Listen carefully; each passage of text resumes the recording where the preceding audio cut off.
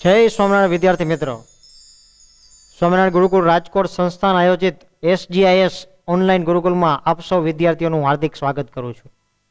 हूँ किशोर फुलतरिया।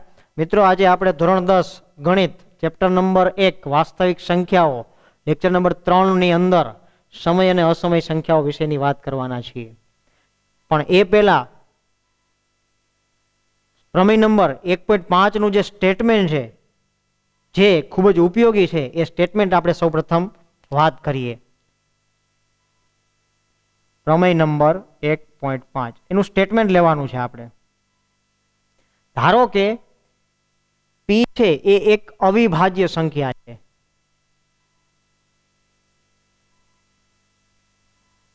અવિભાજ્ય સંખ્યા तथा ए कोई धन पूर्णांक है। धन पूर्णांक पर लई शकाय, खाली पूर्णांक पर लई शकाय। ए धन पूर्णांक आपणे लई लईए।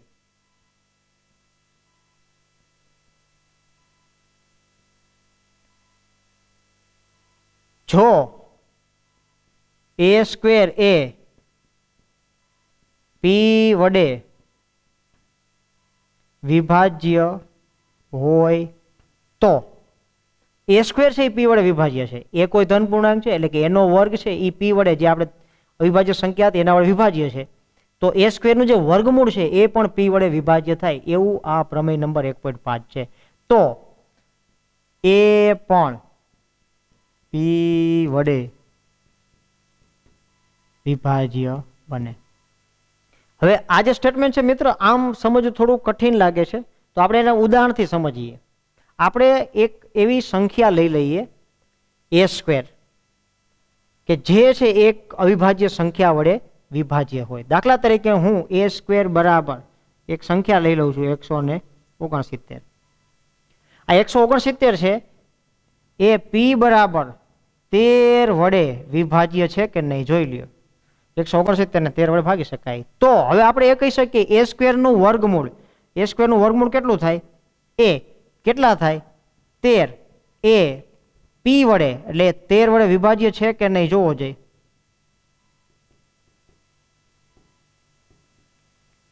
સિમ્પલ સ્ટેટમેન્ટ કે કોઈ પણ એવી જે સંખ્યા છે એટલે કે a સ્ક્વેર છે જો p વડે વિભાજ્ય હોય અને p અવિભાજ્ય સંખ્યા હોય તો a પણ p વડે વિભાજ્ય થાય। એક બીજી એક સંખ્યા લઈ લઈએ, દાખલા તરીકે 5, તો એનો વર્ગ થાય 25। તો 25 છે એ 5 વડે વિભાજ્ય છે, p बराबर 5 લઈ લઈએ। આ a સ્ક્વેર છે, a સ્ક્વેર બરાબર 25 અને p બરાબર એક અવિભાજ્ય સંખ્યા લઈ લઈએ 5। તો 25 છે એ 5 વડે વિભાજ્ય છે। હા, તો 25 નું વર્ગમૂળ કેટલું થાય? 5 એ 5 વડે વિભાજ્ય બનશે। 5 વડે વિભાજ્ય થાય એટલે સિમ્પલ વસ્તુ છે કે કોઈ પણ ધન પૂર્ણાંક એ હોય તો એનો વર્ગ છે એ અવિભાજ્ય સંખ્યા વડે વિભાજ્ય હોય તો એના વર્ગમૂળ એટલે એ સ્ક્વેર નું વર્ગમૂળ એટલે એ પણ p વડે વિભાજ્ય બને। આ જે સ્ટેટમેન્ટ છે એનો આપણે સાબિત કરવાના દાખલામાં ઉપયોગ કરવાના છીએ। વિદ્યાર્થી મિત્રો, હવે આપણે જે એક અગત્યની વાત કરવી છે એ છે સમય અને અસમય સંખ્યા વિશે। સમય અને અસમય સંખ્યા છે એ કેવી રીતે જુદી પાડી શકાય, રેશનલ નંબર ઇરેશનલ નંબર કઈ રીતે અલગ થઈ શકે એની આપણે વાત કરવાની છે। તો સરસ મજાનો ઇન્ટરેસ્ટિંગ પોઈન્ટ આવે છે સમય સંખ્યા અને અસમય સંખ્યા। સમય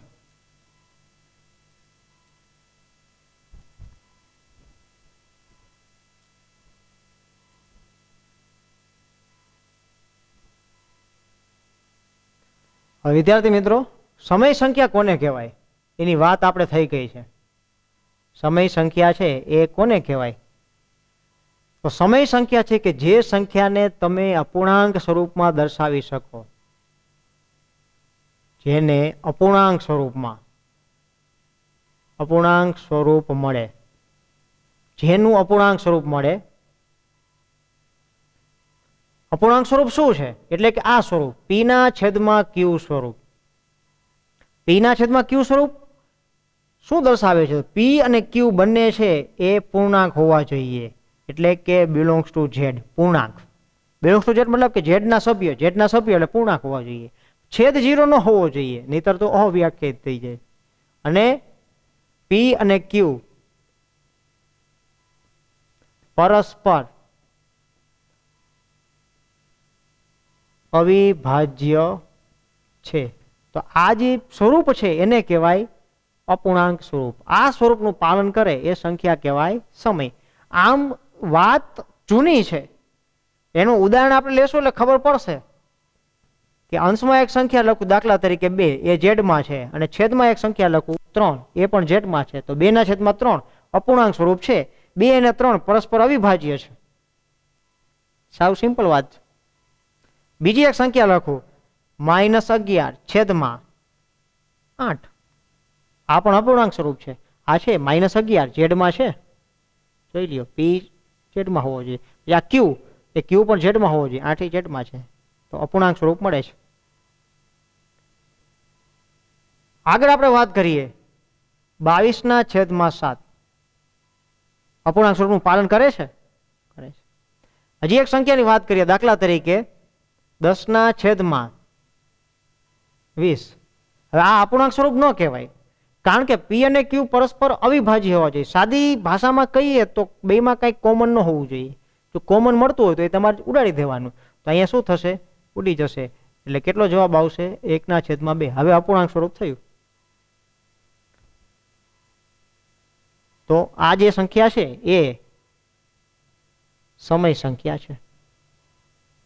હવે અસમય, તો અહીંયા આપણે કહી શકીએ કે જેનું અપૂર્ણાંક સ્વરૂપ ન મળે,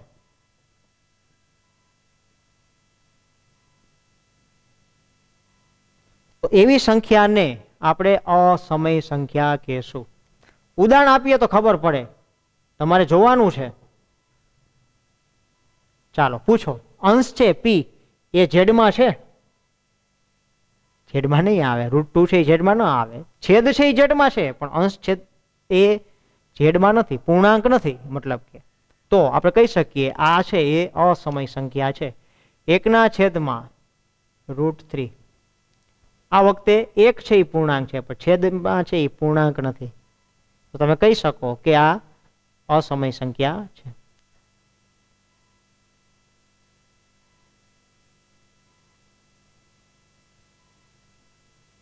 આ પણ પૂર્ણાંક નથી, છેદ છે એ પૂર્ણાંક નથી. પૂર્ણાંક નથી એટલે અપૂર્ણાંક સ્વરૂપ નથી. અપૂર્ણાંક સ્વરૂપ નથી માટે અસમય સંખ્યા છે, ઇરેશનલ નંબર છે. તો પેલી જે ડેફિનેશન ઉપરથી, વ્યાખ્યા ઉપરથી તમે કહી શકો કે કોઈ સંખ્યા છે એ સમય ક્યારે બને અને અસમય ક્યારે બને. બીજા મુદ્દાની વાત કરવી છે મિત્રો, એ સરસ મજાનો મુદ્દો છે દશાંશ સ્વરૂપ. દશાંશ સ્વરૂપ, દશાંશ સ્વરૂપ છે એની પરથી આપણે સમય અને અસમય સંખ્યા વિશે શું કહી શકાય? તો દશાંશ સ્વરૂપ જે સમય સંખ્યા હશે તો એના 2 પ્રકારના દશાંશ સ્વરૂપ હશે. એક શાંત દશાંશ સ્વરૂપ અને બીજું છે અનંત આવૃત. શાંત દશાંશ સ્વરૂપ કોને કહેવાય? દાખલા તરીકે અપૂર્ણાંક સ્વરૂપ આપણે ઉપર છે, દાખલા તરીકે આમ લખીએ, આ 2/5. બીજું ઉદાહરણ લઈ લઈએ, 2/5. 2 ને 5 વડે તમે ભાગો અને જે પોઈન્ટ વાળી સંખ્યા મળે એને દશાંશ સ્વરૂપ કહેવાય, એ દશાંશ અભિવ્યક્તિ કહેવાય. તો અહીંયા 2/5 કરું છું એટલે 0.4 થશે. જો ન ફાવે તો અહીંયા કરી શકાય છે, 2 ને 5 વડે ભાગો, ભાગ નહીં હાલે, પોઈન્ટ 0, 5 ચોક 20. તો પોઈન્ટ પછી કેટલા આંકડા છે? 1 ગણી શકાય છે, એટલે શાંત દશાંશ સ્વરૂપ. બીજી એક સંખ્યા લઈ લઉં છું, દાખલા તરીકે 3/8. 3/8 કરો તો મળશે 0.375. ભાગાકાર કરી નાખીએ એટલે ખ્યાલ આવે, આ કોઈ મોટી વાત નથી. 3 ને તમારે 8 વડે ભાગવાના છે. પોઈન્ટ 8 તેરી 24, 6 0 8 7 56, 4 0 8 5 40, 0.375. તો આ રીતે પોઈન્ટ પછી કેટલા આંકડા છે? 1 2 3 આંકડા છે. તો તમે શું કહી શકો? શાંત દશાંશ સ્વરૂપ. એટલે શાંત દશાંશ સ્વરૂપ જો મળતું હોય તો એવી સંખ્યાને કહેવાય સમય સંખ્યા. દાખલા તરીકે હું એક સંખ્યા લખું x બરાબર 0.1 2 3 4 5 6 7 8 9 આમ લખી મેં સંખ્યા. તો આ સંખ્યા કેવી છે? શાંત દશાંશ સ્વરૂપ છે? હા છે, પોઈન્ટ પછી 9 આંકડા છે, શાંત દશાંશ સ્વરૂપ. માટે આ સંખ્યા જે x છે એ સમય થશે. હવે અનંત આવૃત સ્વરૂપ, દાખલા તરીકે 1/3. 1/3 તમે ભાગાકાર કરો 1/3. અહીંયા જુઓ 1 ને 3 વડે ભાગવાના, ભાગ નહીં હાલે, પોઈન્ટ 0 3 તેરી 9, 1 ઉપરથી 0 3 તેરી 9, 1 0 3 તેરી 9. ક્યાં અટકશે ભાઈ? ક્યાંય નહીં અટકે, ચાલતો જ રહેશે ભાગાકાર. તો જવાબ શું આવશે મિત્રો? 0.333 ... તો 0.3 બાર આમ લખી શકાય. 3 બારનો અર્થ કે 3 છે એ રિપીટ થાય છે, અનંત સુધી જાય છે. તો આવું જે સ્વરૂપ હોય એને અનંત આવૃત સ્વરૂપ કહેવાય. એક બીજી પણ તમે જોઈ લ્યો 1/7. 1/7 છે એનું જે દશાંશ સ્વરૂપ છે એ 0.14 28 57 14 28 57 આમ અનંત સુધી આ ચાલ્યું રહેશે. ભાગાકાર કરીને ચેક કરી શકાય. તો આને હું આમ લખી શકું 0.14 28 57. તો આ જે સ્વરૂપ છે એને અનંત આવૃત સ્વરૂપ કહેવાય. અનંત આવૃત સ્વરૂપ હોય તો મિત્ર આપણે કહી શકીએ કે આ જે સંખ્યા છે એ સમય થશે. એટલે સમય સંખ્યાના બે દશાંશ સ્વરૂપ મળે, કે શાંત અથવા અનંત આવૃત. આ બે માંથી કોઈ પણ સ્વરૂપ મળે તો આપણે કહી શકીએ એ સમય સંખ્યા છે. અહીંયા આપણે જોઈ લઈએ તો અહીંયા કેવું સ્વરૂપ મળશે? અસમય સંખ્યા છે એનું દશાંશ સ્વરૂપ અનંત અનાવૃત હશે. અનંત અનાવૃત, અનંત અનાવૃત એટલે અનંત સુધી અને કોઈ આવા ક્રમમાં રિપીટ નહીં થાય. દાખલા તરીકે એક સંખ્યા લખું x બરાબર 0.1 2 3 4 5 6 7 8 9 10 11. અહીંયા સુધી આમ મેં લખ્યું હોય તો હજી શાંત દશાંશ સ્વરૂપ છે, પણ હું અહીંયા dot dot dot dot dot dot dot કરું એનો મતલબ એવો થાય કે અનંત સુધી જાય છે. તો અનંત છે અને અનાવૃત છે, કોઈ ચોક્કસ ક્રમમાં રિપીટ થતા નથી. તમે એને આવી રીતે 12 તરીકે નથી દર્શાવી શકતા. જો અહીંયા કેમ દર્શાવી શક્યા? કોઈ ચોક્કસ જૂથ રિપીટ થતું હોય, ભાગફળમાં નથી થતું. તો અનંત અનાવૃત છે. અનંત અનાવૃત એટલે માટે અસમય સંખ્યા છે. વિદ્યાર્થી મિત્રો, એક પાઈની ઘણા બધા ગણિત શાસ્ત્રીઓએ કિંમત શોધી, તો પોઈન્ટ પછી અનંત આંકડાઓ સુધી કિંમતો મળે છે. 3.14 15 આપણી પાસે જે ઉપલબ્ધ કિંમત છે 92 65 યાદ નથી રાખવાની, 35 79 89 ...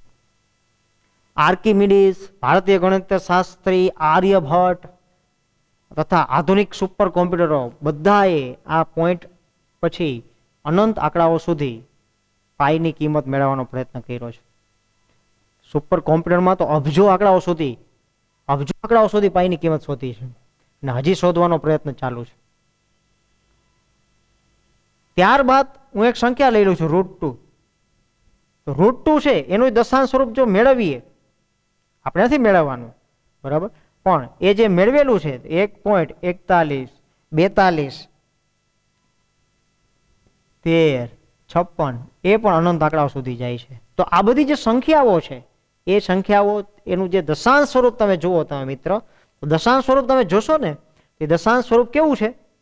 અનંત અનાવૃત. માટે આ જે સંખ્યાઓ છે એ અસમય સંખ્યા બનશે. હવે મિત્ર આગળ વધીએ આપણે થોડા. આ એક વસ્તુ અહીંયા હું તમને ચોખવટ કરી દઉં. ઘણા વિદ્યાર્થી મિત્રોને એમ થાય કે તમે એમ કીધું કે 22/7 છે એ સમય છે અને પાઈ છે એ અસમય છે, પણ પાઈ બરાબર તો આપણે 22/7 લઈએ છીએ, આ અસમય છે ને આ સમય. ભાઈ પાઈ બરાબર 22/7 લઈએ છીએ, પણ પાઈની એક્ઝેક્ટ વેલ્યુ 22/7 નથી, પાઈની લગભગ વેલ્યુ 22/7 છે. એટલે પાઈ નોટ ઇક્વલ ટુ લખતા આમ ઓલમોસ્ટ લખીએ છીએ 22/7. પાઈની કિંમત જે લગભગ વેલ્યુ છે એ 22/7 છે. હવે આગળ આપણે સમય અને અસમયના તફાવતમાં આગળ વધીએ. ત્રીજો મુદ્દો લખીએ સમય સંખ્યા કે જેનું વર્ગમૂળ ઘનમૂળ ચતુર્થમૂળ વગેરે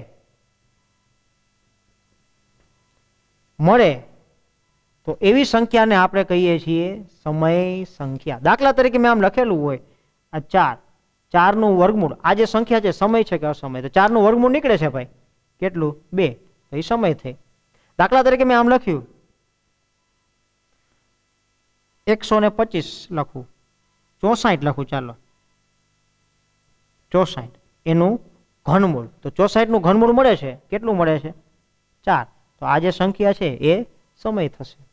દાખલા તરીકે આમ લખું 625 નું ચતુર્થ મૂળ, તો 625 નું ચતુર્થ મૂળ નીકળશે કેટલું થશે 5, 5 ની 4 ઘાત એટલે 625, 5, 5 નો વર્ગ 25, 125 અને 625, તો 625 નું ચતુર્થ મૂળ 5, તો આ જે સંખ્યા છે એ સમય થશે. તો અહીંયા આપણે શું લખી શકીએ કે જેનું વર્ગમૂળ ઘનમૂળ ચતુર્થ મૂળ વગેરે ન મળે તો એવી સંખ્યાને આપણે અસમય સંખ્યા ગણીશું. દાખલા તરીકે આપણે સાબિત પણ કરવાના છીએ. √2 2 નું વર્ગમૂળ નીકળે નથી નીકળતું. દાખલા તરીકે હું આમ લખું 4 નું વર્ગમૂળ તો નીકળે, પણ આમ લખ્યું હોય તો 4 નું ઘનમૂળ મળતું નથી. 4 નું ઘનમૂળ ન મળે તો આ જે સંખ્યા છે એ અસમય થશે. દાખલા તરીકે હું આમ લખું 125 નું ચતુર્થ મૂળ, 125 નું ચતુર્થ મૂળ નહીં મળે તો આ અસમય સંખ્યા છે. તો મિત્રો ફરી એકવાર યાદ કરી લ્યો, સમય અને અસમય. અપૂર્ણાંક સ્વરૂપ મળે તો સમય, અપૂર્ણાંક સ્વરૂપ ન મળે તો અસમય. દશાંશ સ્વરૂપ શાંત હોય અથવા અનંત આવૃત હોય તો સમય, અને દશાંશ સ્વરૂપ અનંત અનાવૃત હોય તો અસમય.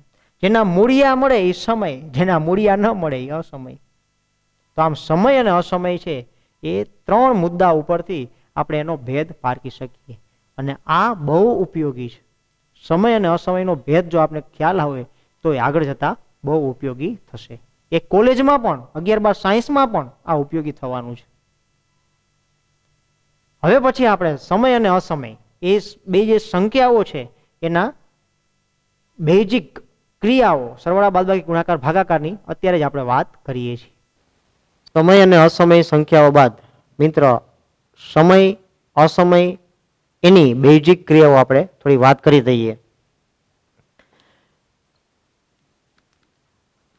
સમય અને સમય સંખ્યાઓ એનો તમે સરવાળો બાદબાકી ગુણાકાર ભાગાકાર કાંઈ પણ વસ્તુ કરો તો આપને જવાબ છે એ સમય મળશે. દાખલા તરીકે 3 + 5 બે સમય સંખ્યા છે, એનો સરવાળો 8 તો એ પણ સમય થશે.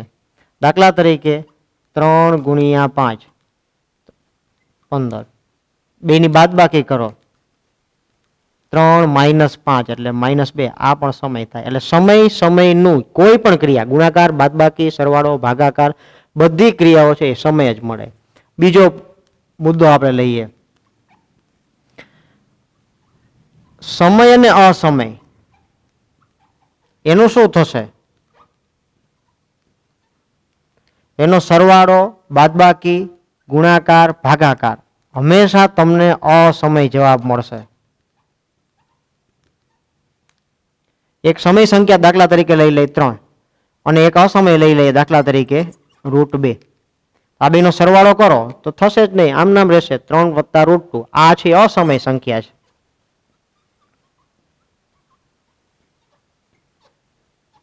એટલે સમય અને અસમયની કોઈ પણ ક્રિયા છે હંમેશા અસમય જવાબ આવે. ત્રીજો જે કિસ્સો છે મિત્રો એ ઇન્ટરેસ્ટિંગ છે. અસમય અસમય, અસમય અને અસમય એનો સરવાળો બાદબાકી ગુણાકાર ભાગાકાર શું થશે તો તો એ નક્કી નથી.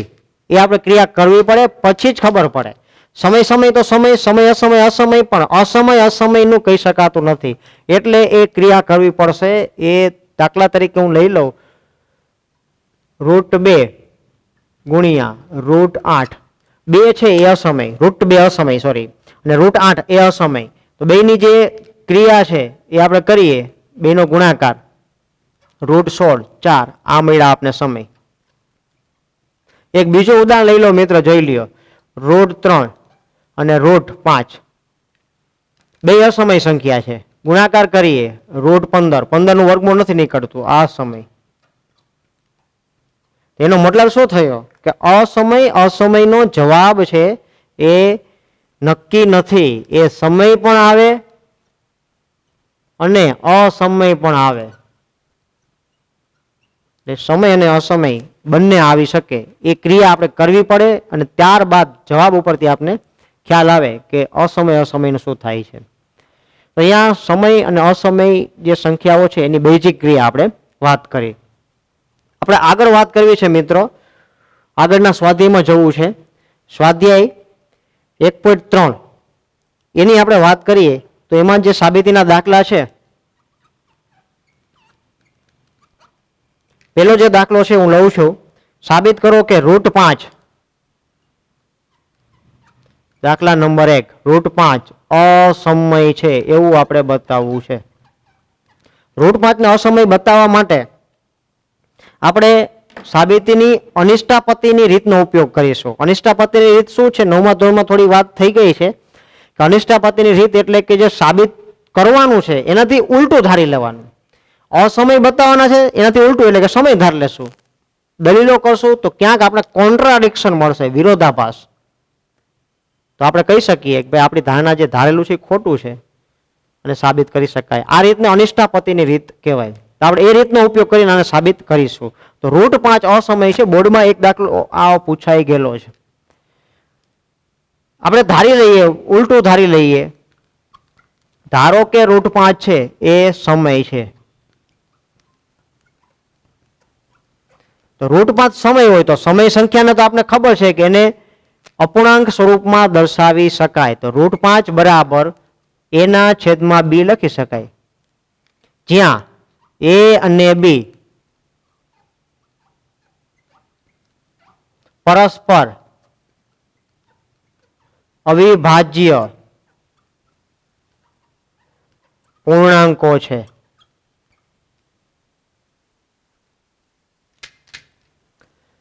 તો આપણે ધારી લીધું √5 સમય છે, ઉલટું ધાર્યું છે. હવે દલીલો કરશું એટલે ક્યાંક આપણે વિરોધાભાસ મળશે. તો આગળ વધીએ, આ b ને આ બાજુ લઈ લઈએ. √5b બરાબર a. ગોઠવણી કરી નાખીએ. a બરાબર √5b, ડાબી જમણી બાજુ બદલાવેલી છે. બે વર્ગ કરી નાખીએ. એ લખીએ આપણે બંને બાજુ વર્ગ કરતા.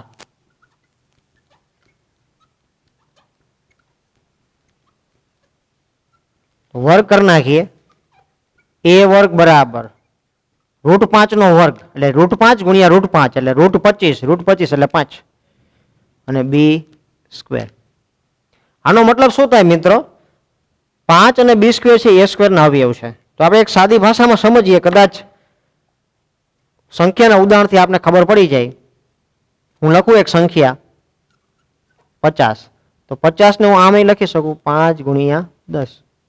તો આ 5 છે એ 50 નો અવયવ થશે. 10 પણ 50 નો અવયવ થશે. એટલે 5 અને 10 બંને 50 ના અવયવ છે. તો એમ પણ બોલી શકાય કે 50 ને તમે 5 વડે ભાગી શકો છો. 50 છે 5 વડે વિભાજ્ય છે, 50 છે 10 વડે વિભાજ્ય છે. બીજું એક ઉદાહરણ જોઈએ, 85, 5 ગુણ્યા 17. તો હું બોલું છું 85 એ 5 વડે વિભાજ્ય છે. તો અહીંયા મિત્ર એવું જ છે, આ 5 છે એ સ્ક્વેર નો અવયવ થયો. તો એમ લખી શકાય a સ્ક્વેર એ 5 વડે વિભાજ્ય છે.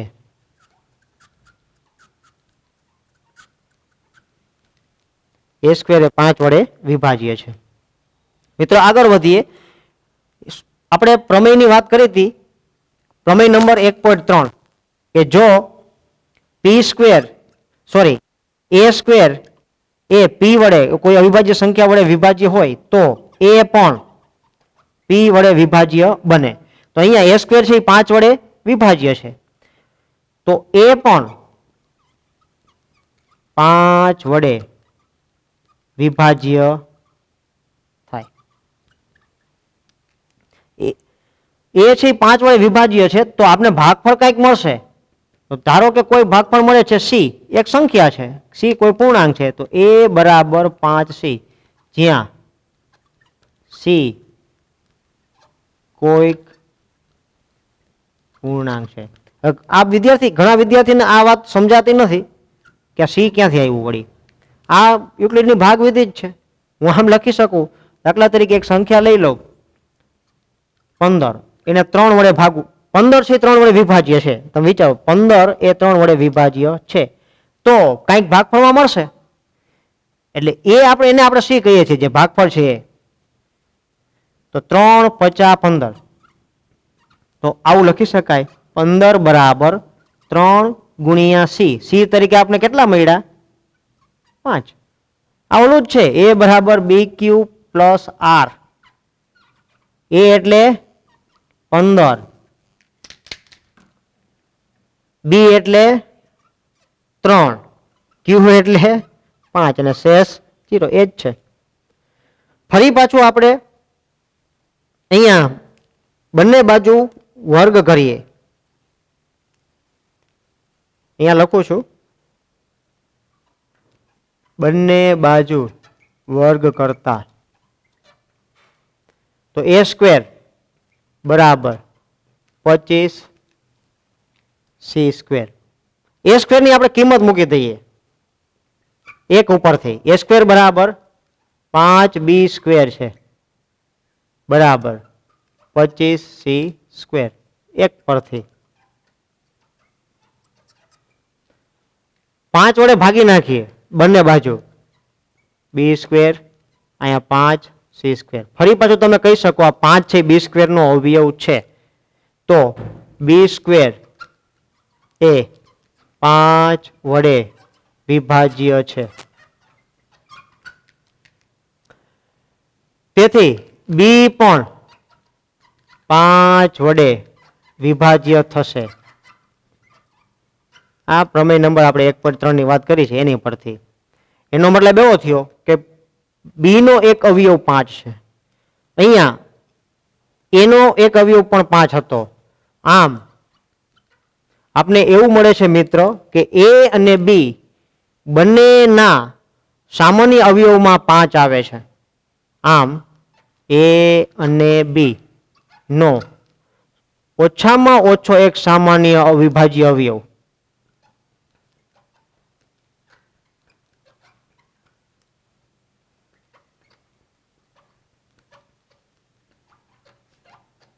અવિભાજ્ય અવયવ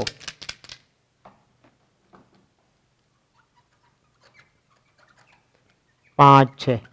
હવે તમે જો આ જ વિરોધાભાસ છે. શા માટે? વિચારો,